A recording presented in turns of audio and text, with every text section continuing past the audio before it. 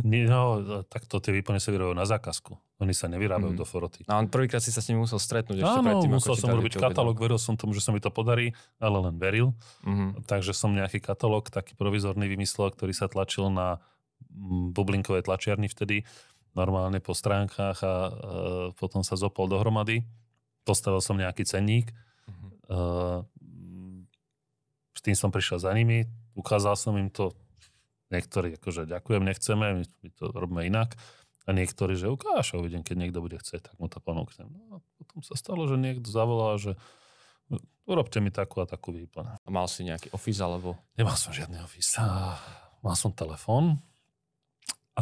Taký ten moderný, alebo taký ten káblový? Mali sme káblový, čo už... No, to tiež nebolo samozrejmosť, že by všetci mali káblový telefón, ale, ale mali sme káblový telefón.